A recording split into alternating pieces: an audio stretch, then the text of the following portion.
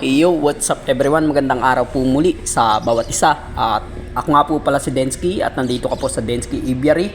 Ako po ay nagbibigay ng konting tip, topic para po sa pag-aalaga ng ating mga alagang ibon na African Lovebird at Parakeet. Tayo po ay ang ating topic ngayon, papakita ko po sa inyo yung ating pong mga pre-raffle at yung mga nakasubscribe po sa atin na may sasama po natin dito sa pre-raffle na to. Isang pares po na African Lovebird at isang pares din po na Parakeet. Pero bago po natin panoodin po muna natin yung ating intro. Hanggang dulo po, panoodin natin. Let's go! Hey yo, what's up mga guys? Densky Aviary. Huwag po natin kalimutan paki-like, comment, share, subscribe at pakipindot na rin po ang notification bell para sa ganoon lagi kang makapanood ng mga panibago ko pang i-upload ng mga video. God bless!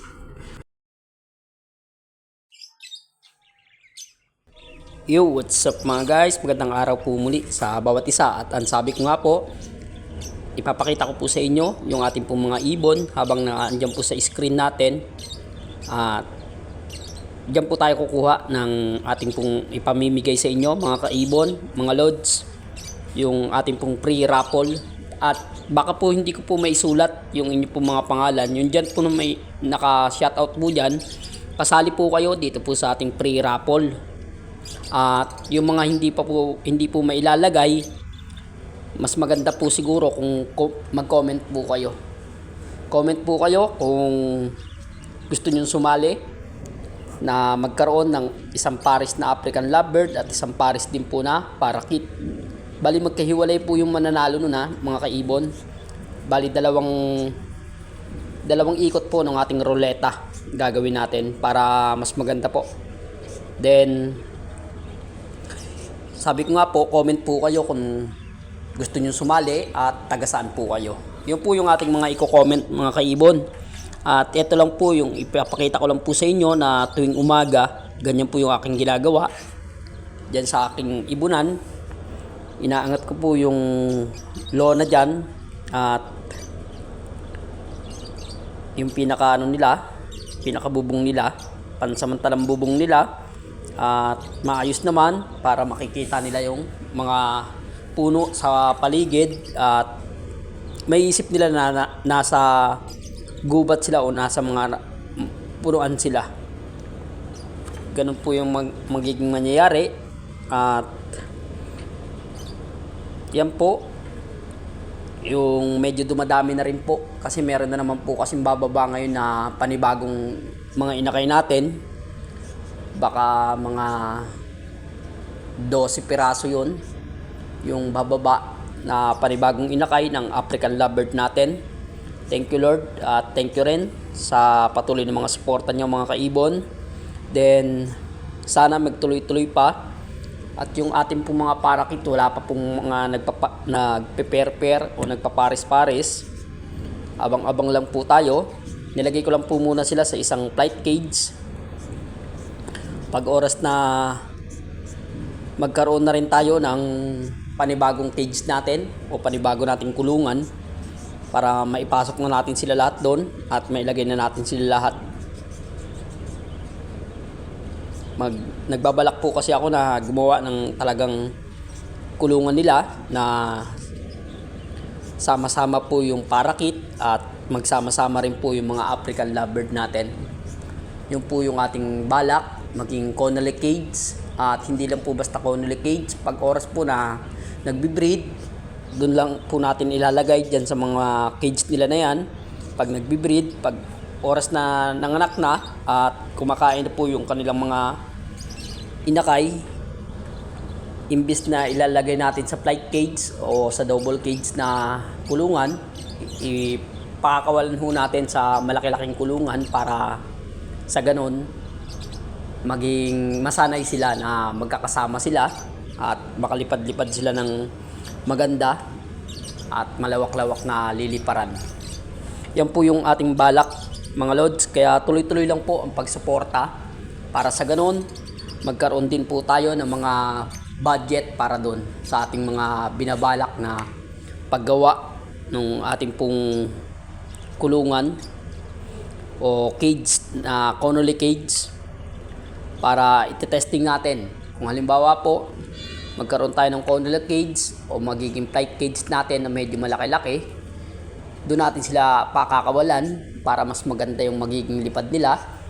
Pagbubuko rin natin yung parakeet at yung African lovebird. Actually may binibenta po sa akin, kaya lang luma na. Ayusin ko na lang po siguro, malaking cage po yun. Ayusin ko na lang, then sana okay pa at sana rin may magkagusto na kumuha sa atin ng panibagong ibon para sa ganun mabili po natin yung binibenta na yon sa atin.